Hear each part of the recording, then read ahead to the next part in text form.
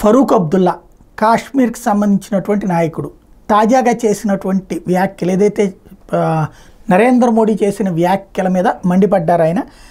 ముస్లింలు చొరబాటుదారులు తల్లులు అక్క చెల్లెల బంగారం మంగళసూత్రాలను కాంగ్రెస్ దోచుకోవాలని చూస్తోంది. ప్రధాని మోడీ చేసిన వ్యాఖ్యల మీద నేషనల్ కాన్ఫరెన్స్ పార్టీ అధ్యక్షుడు ఆగ్రహం వ్యక్తం చేశారు. అసలు ఎక్కడన్నాడు ఆయన మాట? చొరబాటుదారులైనటువంటి వాళ్ళ గురించి మాట్లాడాడు. బంగ్లాదేశ్ నుంచి వచ్చిన వాళ్ళు బెంగాల్లో ఏం చేస్తున్నారు? హత్యలు చేయట్లేదా? మంగళసూత్రాలు ఆక్కోవడం అంటే అది హత్యలు చేయట్లేదా? అస్సాంలో జరిగిందేంటి? మణిపూర్లో జరిగిందేంటి? చొరబాటుదారులు కదా అక్కడ అరాచకాలు చేసింది. ఆ మాట అంటే ఉలిక్కిపడ్డం ఎందుకు ఈయన? అసలు ఈయన పుట్టుకెక్కడది? వీళ్ళ నాన్న పుట్టుకెక్కడది? ఈ దేశాన్ని ముక్కలు చేయడంలోంచి పుట్టుకొచ్చినాడే కదా అబ్దుల్లా అనేటువంటి వాడు. ఈ దేశానికి ప్రధానమంత్రి కావడం కోసం ఈ దేశాన్ని ముక్కలు చేయాలనుకున్న దుర్మార్గుడు కదా ఆయన. ఇన్నేళ్ల పాటు కూడా వేర్పాటువాదులు కాదు, చొరబాటుదారులకి తీవ్రవాదులకు అండగా నిలబడ్డాడు కదా. ఈయనకి మాట్లాడే అర్హత ఎక్కడుంది? రెండవది, మా మతం ప్రకారం ఇంకెవరిని కూడా మేము వేరేగా చూడం. వెరీ గుడ్, వేరేగా చూడద్దు.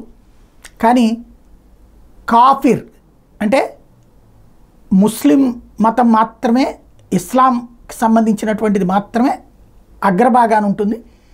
అంగీకరించని వాళ్ళు కాఫిర్లు అంటే అజ్ఞానులు అని ఎవరు చెప్తున్నారు? ఆ చెప్పే వాళ్ళకి చెప్పండి అందరూ సమానమే అని చెప్పేసి. అలా చెప్పడం తప్పని చెప్పండి. లేదా అలా చెప్పడాన్ని తప్పని చెప్తే అది దైవదోషం అంటారా? ఎలాగా?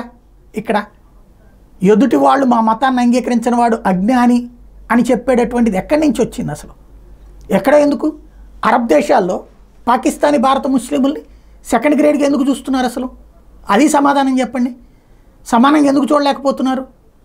అరబ్ దేశాల్లో అందరికీ సమాన హక్కులు ఉన్నాయా? ఎందుకు లేదు? దేశ కాన్సెప్ట్ కాదు, అది మత కాన్సెప్ట్. ఎందుకని?